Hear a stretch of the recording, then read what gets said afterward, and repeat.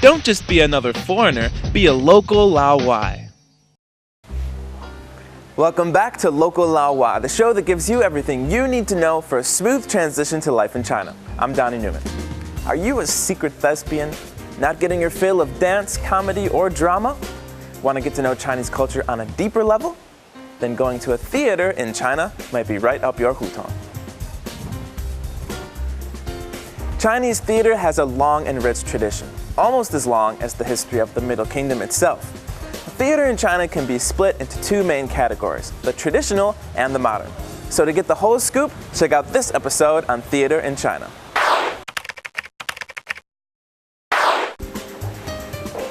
Popularized during the Yuan dynasty, traditional Chinese opera, or xixu, is still well-liked amongst foreigners and locals alike. But if you're expecting a fat lady singing, think again. As it turns out, opera in the West is much different than its Chinese counterpart. And here in China, it can differ very greatly from region to region. Beijing and Sichuan opera, for example, are much different than Cantonese opera, although most styles will involve acrobatics, music, and very high-pitched singing.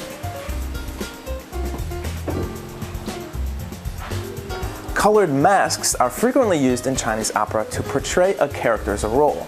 Yellow, for example, represents ambition, white, evil, and green, impulsiveness. Sichuan opera performers are famed for the speed at which they can change their mask, which represents a change in their character's mood. So just where does one go to see opera performances here in China? Luckily, in big cities, traditional opera houses are not hard to find, and most can be found with a quick search online. But we'll get more into that on the next episode, which is all about the world-famous Beijing opera.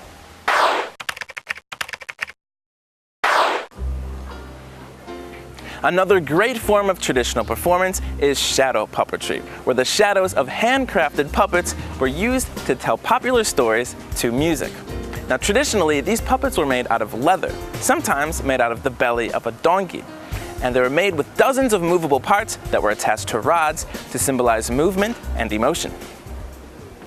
谁知道要是那个小废物，谁知他命大，白白的打了一条大狗。 Xiangsheng, known in English as crosstalk, is comedic banter between two performers.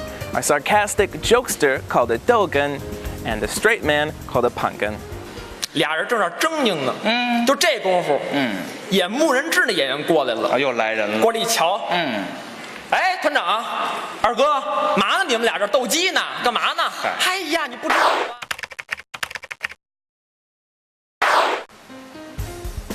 If you're looking for something a little bit more up-to-date, China is developing a rich and vibrant modern theater scene. Modern theater in China, or Huaju, started developing in Shanghai in the early part of the last century. One way that modern theater differs from other theater styles in China is that it portrays the lives of ordinary Chinese people. Tickets for these shows can range anywhere from 100 to 1,000 renminbi, depending on how good the seats are and how popular the show is. And of course, different kinds of theaters will have different kinds of plays. Grandiose public theaters like Beijing's National Theater of China and the Grand Theater in Shanghai will offer large, high-budget productions, while private theaters will offer more intimate, alternative experiences. One of those places you can go for modern theater here in China is where I am right now, at Penghao Theater in Beijing, where I'm speaking with creative director Liang Dandan. Ms. Yang, thanks for coming on the show today. Hello everyone. Thank you for having me. So my first question is, what was the inspiration for founding Penghao Theater? We thought it would be wonderful to have our own theater and work on our own plays every day. I thought this was a great idea, so I decided to do it. So how are the productions here different than at a big public theater like the National Theater of China? The most important thing about Penghao Theater is that it is a non-profit organization. It's not just a theater, but also a place to develop content and pursue artistic beauty. Each year, we produce a certain amount of original plays and organize theater festivals. So is there a large audience for this kind of productions here in Beijing? At most, we can see 100 people.